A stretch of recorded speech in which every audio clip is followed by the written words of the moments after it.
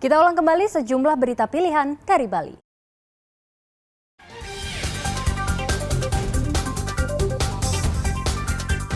Puluhan ekor sapi di Gianyar terpapar penyakit mulut dan kuku atau PMK.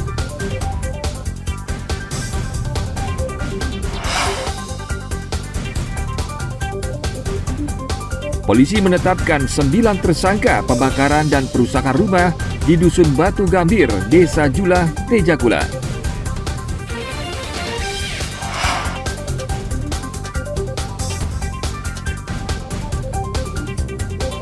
Seorang mantan polisi di Jembrana ditangkap karena mengedarkan paket sabu-sabu.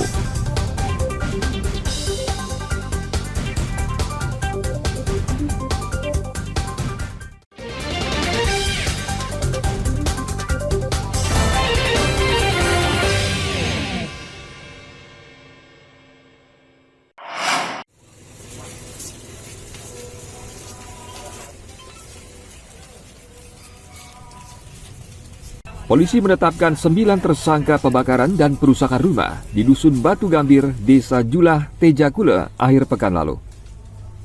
Para tersangka merupakan warga desa adat, 2 diantaranya menjabat kelian dan bendahara. Pertemuan, jadi di sebidang tanah itu untuk melakukan pembersihan. Jadi untuk melakukan pembersihan objek tanah itu, tapi di tengah acara pertemuan gotong royong itu tadi yang harusnya untuk membersihkan lingkungan, di situ ada pembacaan silsilah tanah. Nah, jadi di situ hal yang dibacakan oleh tersangka KS ini mungkin menyulut emosi warga, dan akhirnya ada kata-kata hasutan yang untuk termasuk objek itu harus dibersihkan dengan dibakar atau dibersihkan lah intinya. Jadi setelah mendapat hasutan itu, maka dari satu-satu orang itu melakukan pengerusakan di objek rumah tersebut.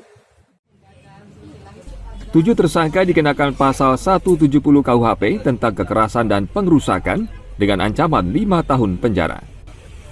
2 tersangka lainnya dijerat pasal 160 KUHP tentang penghasutan dengan ancaman 6 tahun penjara.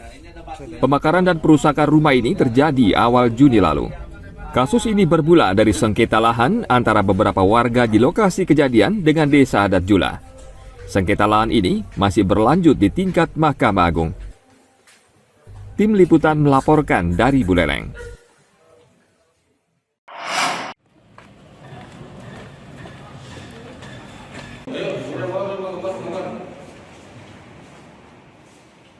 Polisi menangkap seorang tersangka percobaan penculikan anak yang terjadi di Kelurahan Loloan Barat akhir pekan lalu. Tersangka ditangkap di Kelurahan Gilimanuk setelah polisi mendapatkan laporan dari keluarga korban. Ia ditangkap setelah polisi melihat rekaman kamera CCTV dan nomor plat motor tersangka. Tersangka GN merupakan residivis kasus yang sama di Mataram, Lombok.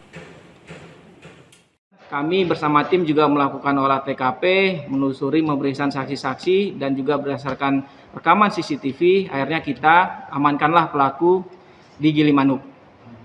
Nah, memang dari hasil pemeriksaan ini ada niat dan tujuan dari pelaku ini memang untuk berusaha untuk berbuat cabul ya kepada korban ini. Nah, namun karena terhenti perbuatan itu akibat dari bibinya korban yang sempat melihat. Tersangka membujuk korban agar mau ikut dengan alasan untuk diukur tinggi badannya. Tujuannya adalah untuk menelanjangi korban dan mencabulinya. Perbuatan bejat ini gagal karena bibi korban melihat korban di bawah tersangka. Korban akhirnya dilepas di jalan dan tersangka kemudian kabur. Tersangka dijerat dengan Undang-Undang tentang Perlindungan Anak dengan ancaman pidana 15 tahun penjara. Tim liputan melaporkan dari Jembrana.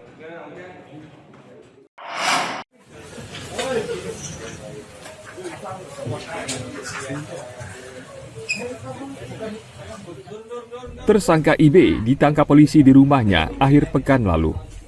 Karyawan swasta ini ditangkap karena dilaporkan mantan pacarnya ke polisi. Tersangka mengunggah foto bugil korban ke media sosial tanpa izin.